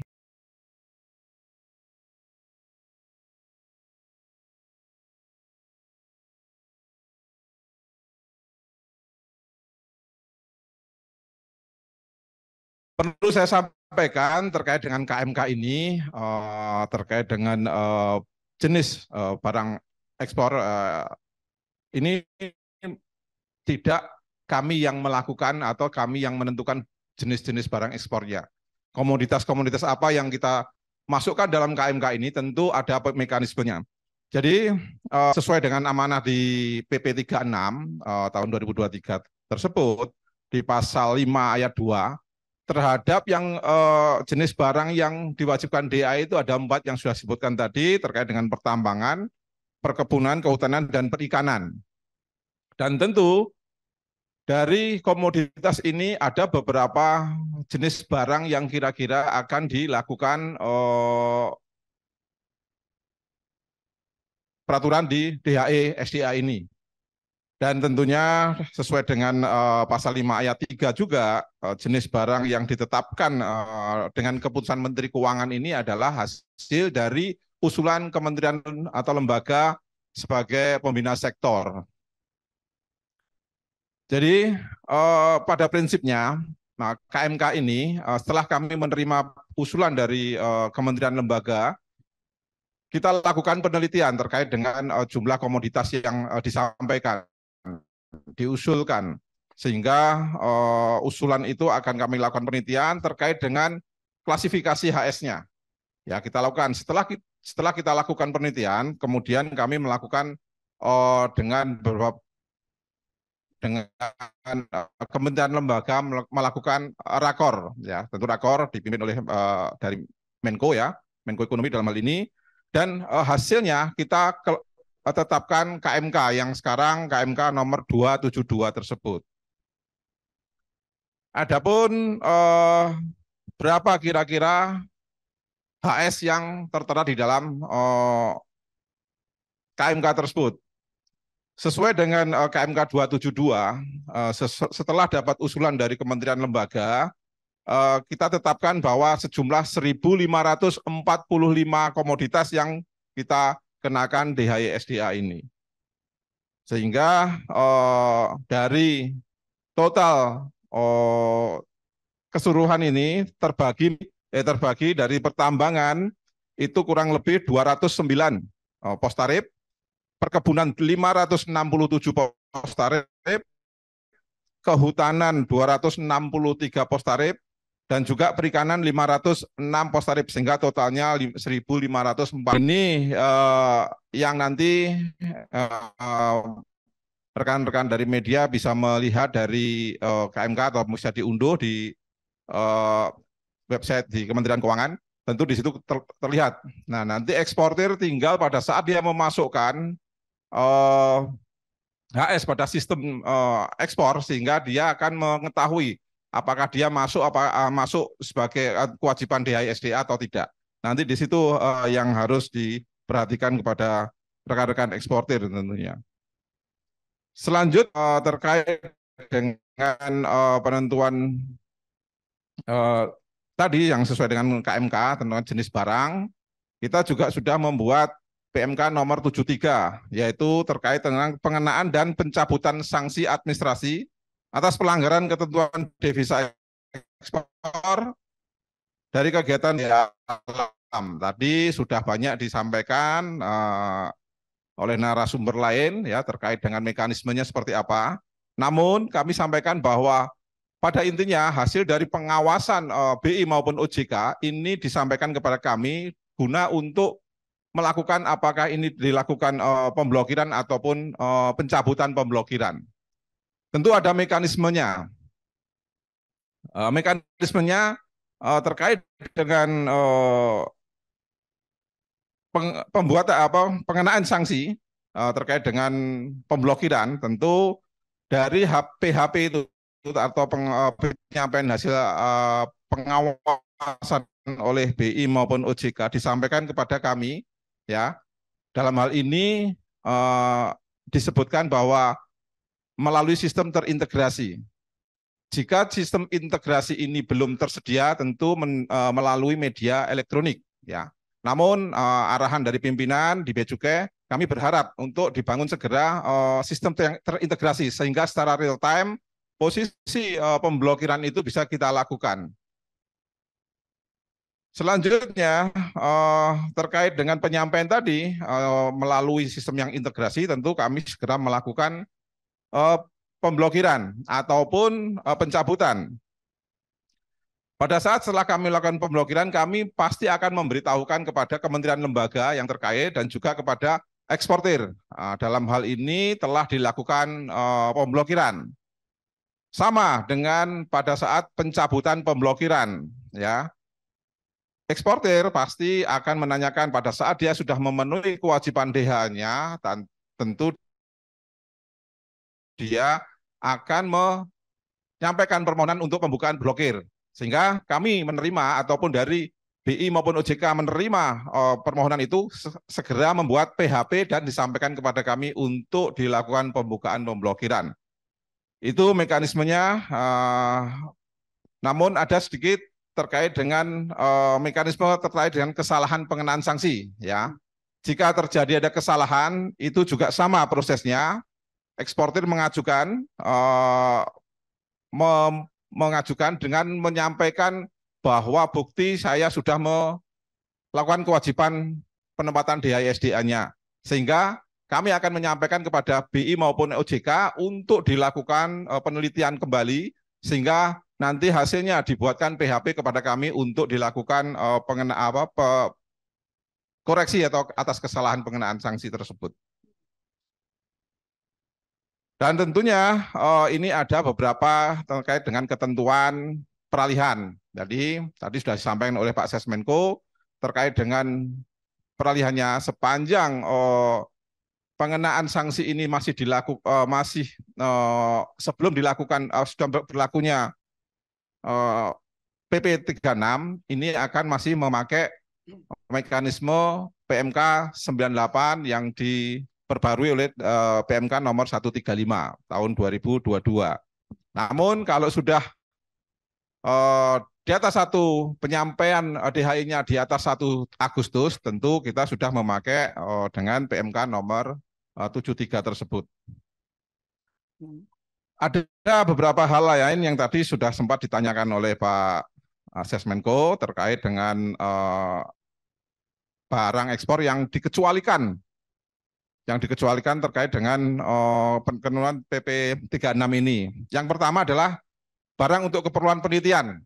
Ya, ini tercantum di dalam PP 29 tahun 2021 ya tentang penyelenggaraan bidang perdagangan.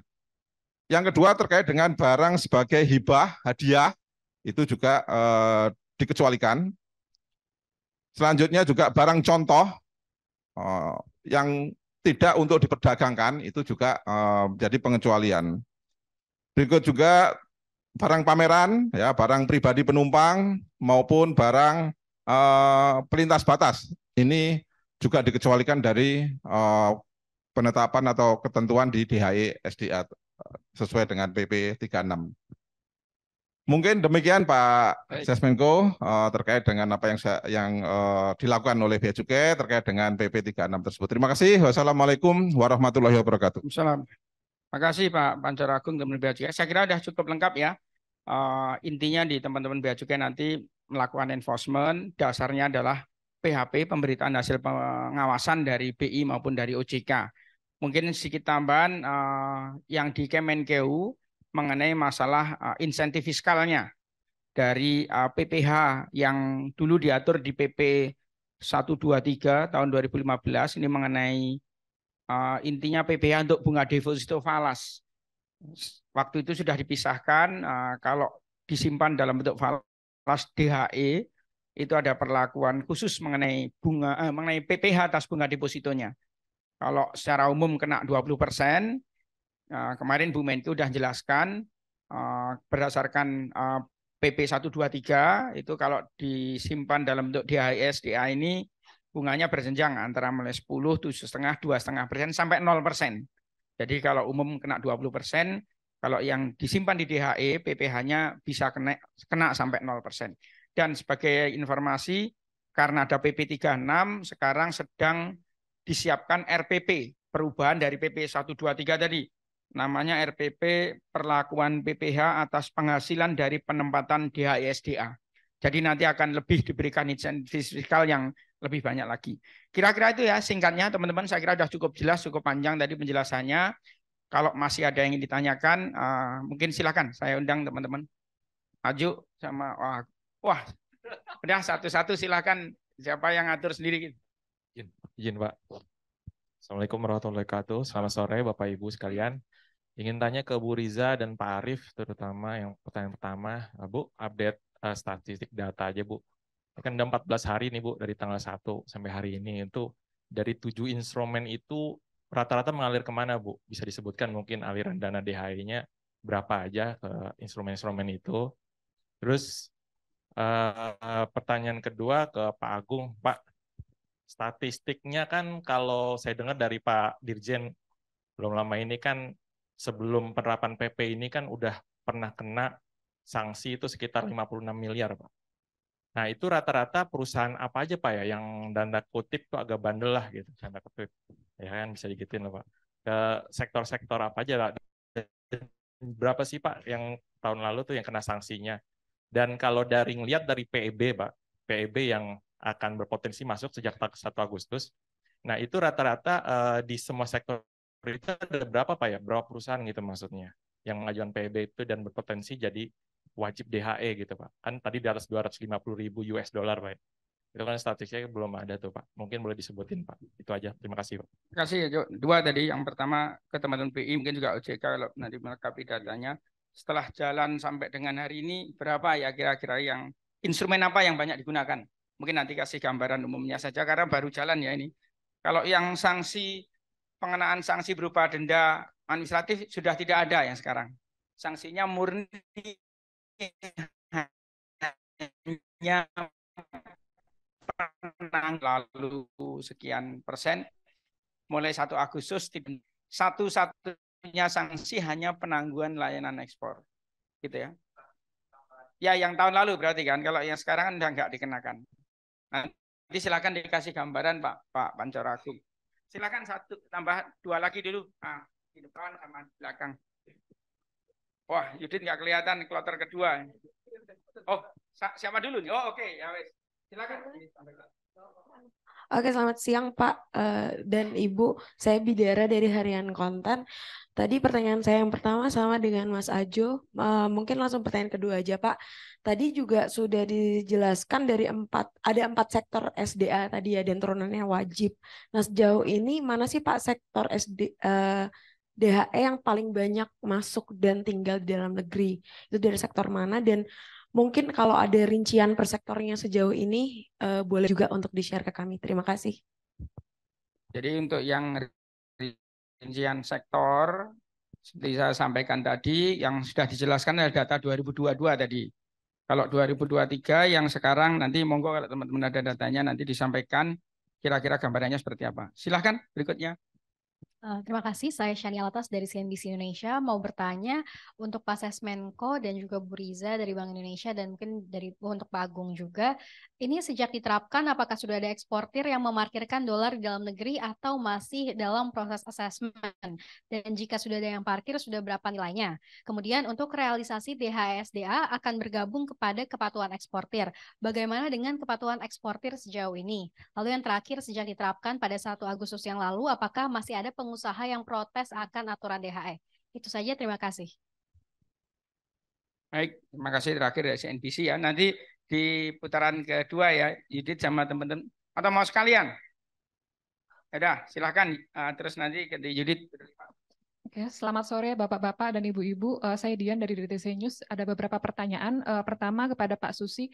Pak, nantinya apakah akan ada juknis lanjutan ya Pak mengenai DHE/SDA ini dan termasuk misalnya ada insentifnya kan Pak? Kira-kira bentuknya apa? PMK atau apa gitu Pak? Nah kemudian tadi Bapak sudah menyinggung soal RPP perlakuan PPh ya Pak atas penghasilan yang diperoleh dari penempatan DHE/SDA ini. Itu jadinya revisi PP 123 ya Pak ya. Dan itu bolehkah dielaborasi Pak? Kemarin kan aturannya itu memang cuma deposito ya Pak. Itu ada satu bulan, 3 bulan, 6 bulan, dan 1 tahun. Itu berarti bakal dievaluasi minimal 3 bulan. Nah itu bolehkah dijelaskan lagi akan ada perubahan tarif atau seperti apa? Dan untuk instrumen yang lainnya ini bakal berbeda atau sama juga Pak insentifnya? Mungkin ya semacam pengurangan tarif PPh ya Pak ya. Boleh dielaborasi lebih jauh. Terus progresnya sampai sejauh mana Pak sampai saat ini? Dan kira-kira ada target nggak Pak kapan terbitnya? Karena kan ini udah berkejar-kejaran 3 bulan ya Pak ya. Kemudian Pak Pancora Pak tadi menyinggung soal sistem yang terintegrasi ini yang membangun siapa ya Pak ya?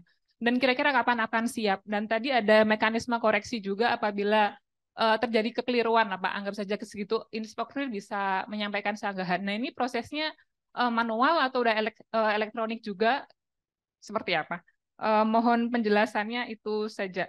Terima kasih. Terima kasih. Silahkan Yudit. Iya Pak, terima kasih. Selamat sore semua Bapak Ibu. Perkenalkan saya Judit dari Harian Kompas.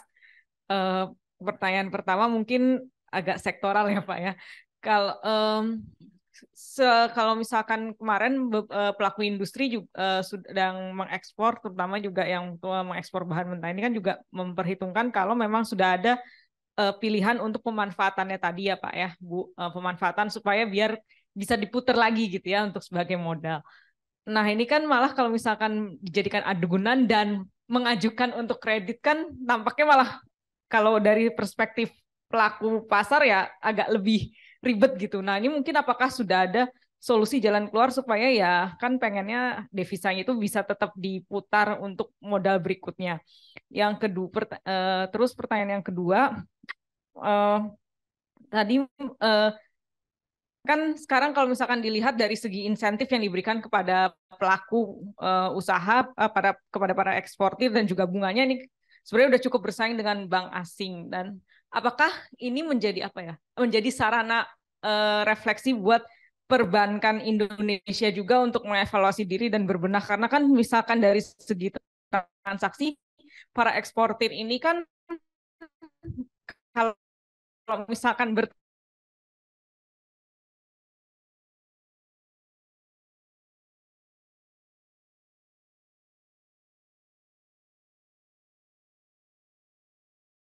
ekspektasi dan kebutuhan dari eksportir tersebut gitu loh, supaya ya tidak terlalu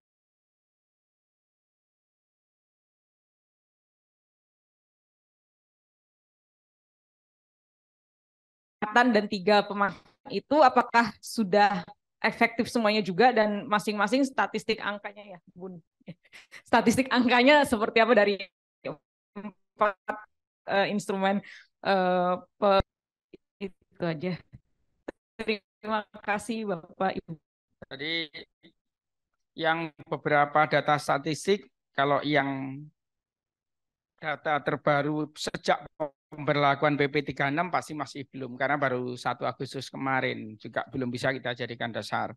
Namun nanti teman-teman silahkan dijelaskan kalau ada gambaran mengenai data, paling tidak tadi pertanyaan teman-teman supaya terakhir mengenai instrumennya, Bu, nanti monggo Bu Risa, Bu Ani disampaikan dari beberapa instrumen, kasih gambaran kalaupun belum ada data rincinya karena baru hari ke-14 ya ini pemberlakuannya.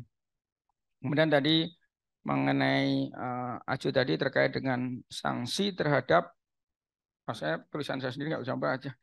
Tadi apa sanksi? Oke. Ya. Ya nanti teman-teman dikasih gambaran, tapi pasti dari data-data yang lalu ya, karena kalau yang sekarang kan baru 14 hari, dan sekali lagi sanksi di PP 36 satu-satunya hanya penangguhan layanan ekspor, tidak ada lagi sanksi pengenaan denda administrasi. Jadi kalau ditanya besarannya nggak ada di sana. Nanti kami undang teman-teman, terutama dari teman-teman BI maupun dari Bea Cukai. Kemudian tadi Bidara dari Kontan ya, untuk sektor yang wajib tadi, sektor mana yang kira-kira sama dengan pertanyaannya tadi ya, sektor-sektor mana yang kira-kira gambarannya yang tingkat kepatuhan compliance, monggo Bu nanti dijawab. Kemudian dari CNBC setelah diterapkan tadi, ini mengenai kepatuhan eksportirnya ya. Sebenarnya gini, kalau di pemberlakuan yang lama itu kan kepatuhan compliance-nya sebenarnya sudah cukup tinggi sejak 2011. Saya ingat sekali angka-angkanya waktu itu mulai 70% sampai ke 95% lebih tingkat compliance-nya. Walaupun selama pandemi sempat kita relaksasi kan gitu. Namun kalau yang sekarang namanya sudah mandatori, nggak ada lagi cerita tingkat kepatuhannya berapa persen. Karena kalau nggak patuh diblokir.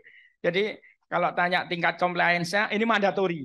Jadi pasti harus wajib memenuhi 100%. Karena kalau tidak memenuhi, sanksinya adalah penangguhan layanan ekspor. Penangguhan layanan ekspor itu berarti tidak bisa ekspor kembali. Gitu. Sehingga pasti mereka akan comply dengan itu. Tapi nanti monggo dikasih gambaran dari Pak Bancoro Agung nanti mengenai pertanyaan CNBC tadi mengenai tingkat kepatuhan ekspornya seperti apa. Ini pertanyaan banyak Mbak Dian tadi terkait dengan masalah RPP yang baru ya.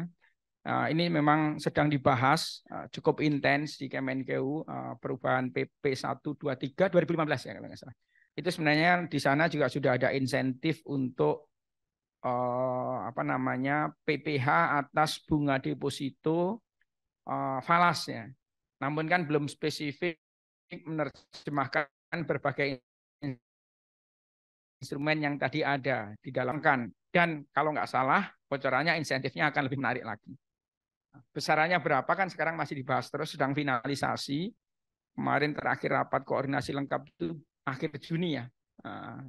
Sekarang dibahas lagi karena menerjemahkan paling tidak minimal 7 instrumen tadi kan juga harus diterjemahkan di dalam RPP-nya. Sehingga untuk perubahan RPP untuk perubahan PP 123 ini sekarang sedang dibahas di Kemenkeu. Kemudian juga mengenai besarannya sekarang juga masih difinalisasi. Yang jelas kemarin Bu Menku sudah menyampaikan insentifnya akan lebih menarik lagi. Tadi teman-teman menyampaikan ini akan jauh lebih kompetitif baik dari sisi insentif besaran bunganya maupun nanti insentif terkait dengan PPh atas bunga deposito dan dalam semua instrumen tadi. Tadi ada pertanyaan apakah akan ada juknis lanjutan. Untuk implementasinya juknisnya sudah cukup, tapi nanti kalau ada PP perubahan PP 123 pasti nantinya akan ada PMK yang menerjemahkan kembali kira-kira di dalam pelaksanaannya perlakuan terhadap PPh atas bunga, deposito dan berbagai instrumen tadi akan seperti apa implementasinya. Kemudian tadi terkait dengan sistem nanti Pak Pancoro silakan jelaskan. Sistem ini sejak dulu yang bangun teman-teman BI. Jadi saya lupa Simodis atau apa Bu ya namanya atau yang lain atau nanti Bu Risa nih yang jelaskan. Tapi intinya saya ingat karena tahun 2010 lalu juga kita sepakat walaupun kami di Bea Cukai waktu itu saya selaku direktur IT punya sistemnya, tapi sistem utama karena lebih banyak ini masalah lalu lintas devisa dengan perbankan dan sebagainya, teman-teman BI sistemnya diintegrasikan dengan sistemnya Bea Cukai. Pak Pancoro punya CISA untuk custom, nanti akan terintegrasi dengan sistemnya BI. Pertanyaan Judit tadi mengenai sektoral ya, terkait dengan apa namanya pemanfaatan yang tadi menurut Judit ya kalau pemanfaatannya suruh pinjaman lagi kan berarti lebih ribet lagi. Tadi kan ada beberapa apa namanya instrumen, tidak hanya dijadikan cash collateral untuk pinjaman baru dalam rupiah, tapi kan juga tadi bisa langsung swap ya Bu ya. Nanti Bu Risa silakan swap falas antara nasabah dengan bank kan berarti. Jadi bisa langsung ditukar di situ kalau ada kebutuhan rupiah sepanjang ditukarnya ke rupiah ya Bu Risa ya. Jadi bisa digunakan, tetap bisa digunakan. Yang tidak bisa digunakan itu kan dalam falas yang 30% tadi. Jadi jangan salah memahami. Kalau digunakan rupiah, memang tujuan kita supaya dikonversi ke rupiah kan sebenarnya kan gitu. Jadi tadi Yudit selain instrumen deposito dan sebagainya, kemudian bisa dijadikan cash kolateral untuk pinjaman itu, juga tadi bisa swap langsung ya terkait dengan kebutuhan rupiah yang diperlukan segera untuk istilahnya Yudit tadi apa untuk tambahan modal dan sebagainya tadi. Kemudian mengenai tadi menyampaikan insentif ini sebenarnya sudah cukup kompetitif dibandingkan dengan bank-bank asing. Tinggal bagaimana layanan perbankannya nanti Bu Ani dan teman-teman. Saya kira itu aja. Kami undang dulu Bu Risa dan teman-teman tadi untuk menjelaskan catatan saya tadi. Silakan. Terima kasih Pak Sesenko. Tadi beberapa pertanyaan ini tadi ada yang paling depan dari Mas. Dari Ajo. Oke. Dan juga tadi dari Kontan, kemudian dari bisnis, dari CNBC, dari itu banyak tadi menanyakan mengenai sudah berapa. Nah ini tadi sudah sampaikan Pak Sesmenko, kita itu mulai berlaku 1 Agustus. Ini sekarang tanggal 14. 14 hari termasuk 1 minggu gitu ya. Jadi hari kerja efektif berapa itu Pak Arif? Jadi sebagaimana kelaziman suatu peraturan yang baru diberlakukan, termasuk juga sistem-sistem pendukungnya yang tadi semua informasi tadi kalau Pak Sesmenko kenapa langsung menoleh ke saya? Itu tadi karena memang tugasnya BI bagian ngawasin gitu ya, bagian monitoring sebagian besar. Sebagian ada di OJK terkait escrow gitu ya, terkait escrow account, tapi yang tadi gedeannya gitu memang ada di Bank Indonesia. Nah ini mohon maaf Bapak dan Ibu termasuk saya, termasuk kami semua di sini, kita harus bersabar dulu menunggu sebagaimana arahan dari semua di pimpinan kami adalah untuk evaluasi. Nanti setelah kita 1 bulan, kemudian 2 bulan, nah ini bulan-bulan awal adalah bulan-bulan kita melakukan evaluasi sambil terus ini kami bersama-sama dipimpin oleh Pak Sesmenko secara tim, kami terus kemudian berbicara kepada eksportir, kepada bank, kepada teman-teman media juga. Jadi untuk saat ini kita belum bisa sharing kepada teman-teman berapa sih gitu ya. Berapa yang sudah masuk, berapa yang ini gitu. Terpaksa harus agak sabar dulu teman-teman. Ini luar biasa Pak Ses, semangat dari teman-teman ini untuk mendukung kebijakan pemerintah gitu ya. Tapi nanti mungkin bulan depan mungkin bisa kembali teman-teman bertanya kepada kami gitu ya. Nanti kami bisa sharing gitu. Kemudian karena ini eksportirnya sendiri kan juga sama-sama kita semuanya sedang evaluasi. Lalu kalau tadi masalah Pak Ses, kemudian, oh ya Pak Ses, mohon izin tadi yang masalah ketentuan juknis pelaksanaan, mungkin teman-teman sudah bisa, kalau yang terkait dengan instrumen, terkait tadi instrumen 4+7, 4+3, jadi ada 7 ya.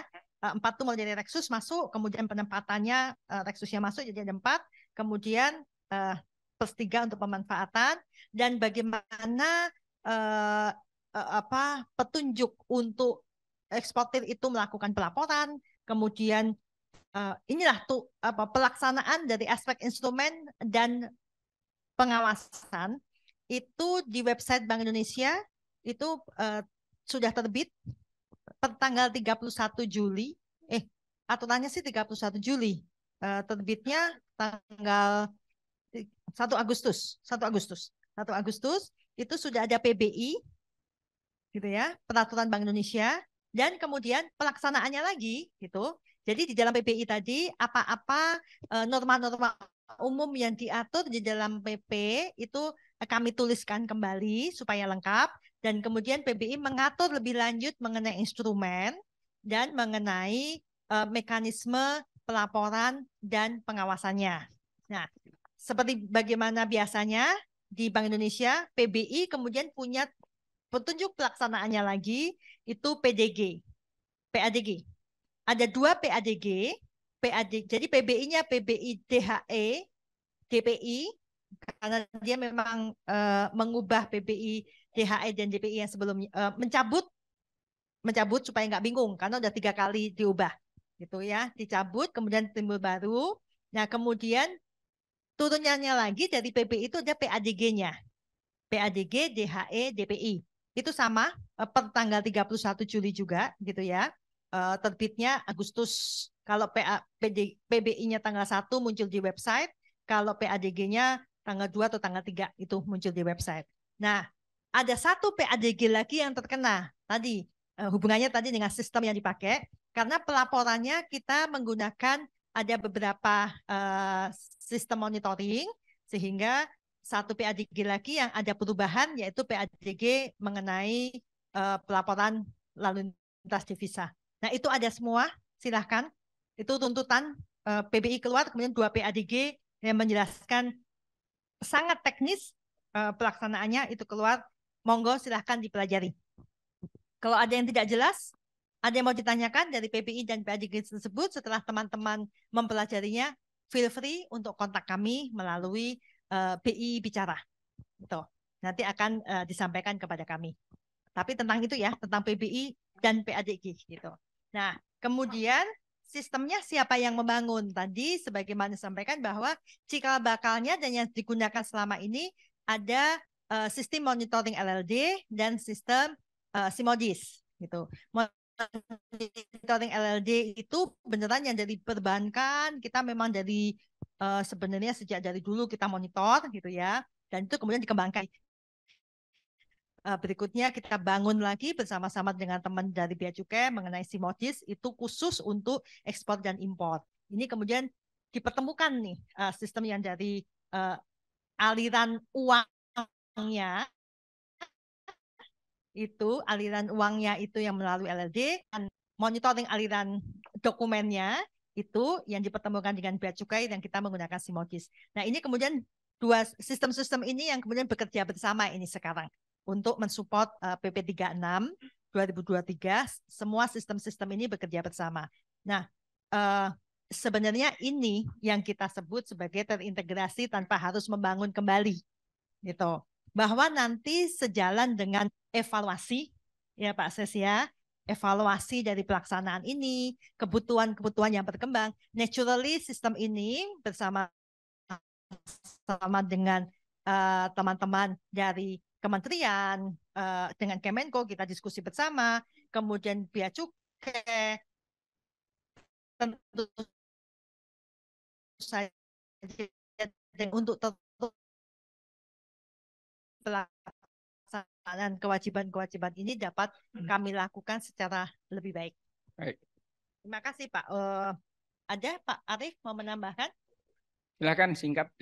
Baik, terima kasih. Tadi nyambung dari Bu Riza, memang kemudian kalau untuk evaluasi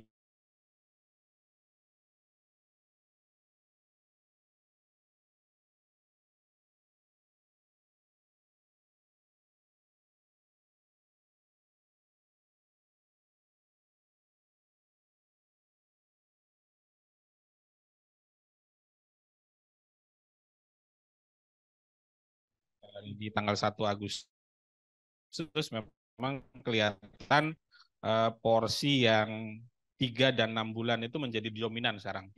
Artinya bahwa ketentuannya sudah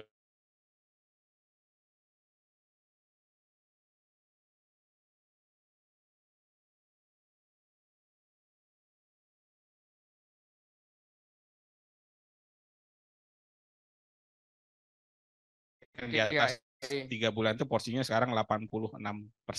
Yang biasanya antara 1 dan 3 bulan ke atas itu sekitar imbang 50-50, sekarang sudah bergeser ke sana. Apakah ini indikasi bahwa kemudian penempatan sudah berlangsung? Yang 3 bulan, nanti kita tunggu Bu Riza di akhir bulan, barangkali setelah laporannya semua masuk, bisa kita sampaikan. Tapi itu indikator awal. Terkait tadi pertanyaan dari Judith, apakah kemudian hanya dengan kredit, tapi tidak. Mereka punya banyak opsi. Salah satunya TDDHI kita, Mbak Judith, itu bisa dikonversi jadi efek swap. Jadi bisa langsung transaksi kita, yang TDDHI, kalau mereka butuh rupiah, langsung bisa convert jadi efek swap jual Bank Indonesia. Jadi eksportirnya akan dapat rupiah di first leg-nya, tentunya nanti kembali di second leg-nya. Mungkin itu dari kami, Pak. Terima kasih Pak Arief. Teman-teman juga, monggo Bu, silakan. Baik, terima kasih Pak Susmenko. Kalau dari OJK sebenarnya sih karena memang terkait dengan Reksus ini kewenangan pengawasan di Bank Indonesia, memang tadi sudah dijelaskan oleh teman-teman dari Bank Indonesia terkait dengan instrumennya, kemudian juga nanti akan pengawasannya oleh Bank Indonesia. Tapi kami konsep tadi ada pertanyaan ya mengenai bagaimana nih kalau untuk sebagai agunan ya memang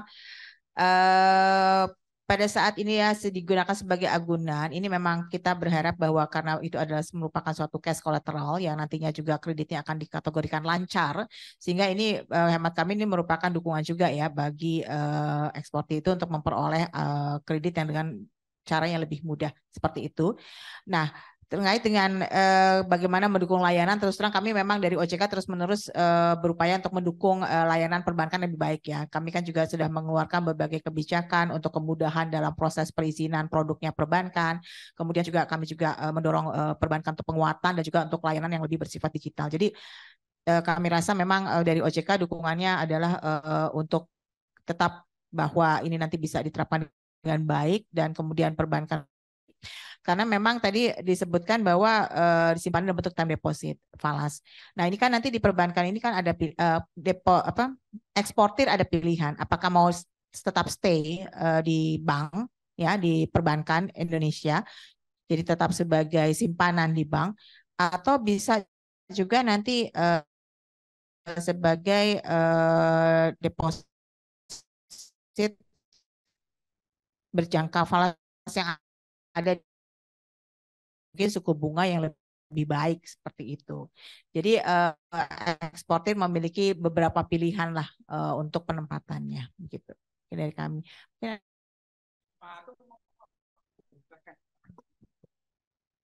Terima kasih Pak Sesmenko. Saya data tadi ada kira-kira ada 4 pertanyaan.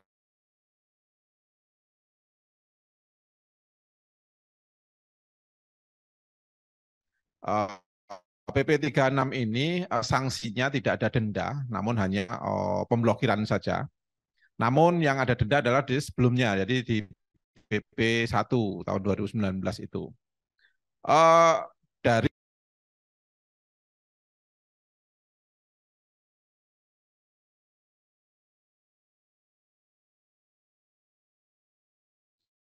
yang sudah diselesaikan itu kurang lebih 22 miliar. Untuk penagihannya itu kurang lebih 32 miliar. Ya, ini terkait dengan PP 1. Kalau secara dokumentasi itu ada kurang lebih 653 dokumen ya yang diserahkan ke KPKNL 280, yang sudah diselesaikan ada 337 ya. Terkait ini terkait dengan kena denda ya. Namun kalau untuk yang pemblokiran itu sesuai dengan data kami untuk PP 1 ini ada 221 perusahaan yang dikenakan blokir. Namun yang sudah dibuka ini sudah 131. Namun kami tentu tidak akan menyampaikan di sini terkait perusahaan-perusahaan apa saja. Nah, tadi ditanyakan juga terkait dengan sektor mana yang paling banyak, ya hampir rata-rata sebetulnya terkait dengan sektor mana, tapi yang paling banyak itu ada di pertambangan dan perkebunan, ya di perkebunan. Berikutnya terkait dengan sistem yang dibangun tadi yang terintegrasi, tadi sudah dijawab dari BI maupun dari Pak Sesmenko juga sudah disampaikan bahwa untuk sistem yang terintegrasi tadi tentu akan kita bangun Kementerian Keuangan, BI, dan OJK tentunya, karena sistem ini yang bertiga ini yang nanti akan saling melengkapi. Namun kami berharap sebetulnya sistem ini segera terintegrasi ya, karena untuk melaksanakan pemblokiran tentu harus secara real time. Takutnya dia sudah kena blokir, tapi hari itu juga dia sudah menyampaikan kewajibannya. Nah ini kalau secara tidak secara real time nanti takutnya dengan sistem yang selama ini ya, dengan pengiriman secara media elektronik terlalu lama akhirnya dan merugikan eksportir. Dan ini kita akan hindari.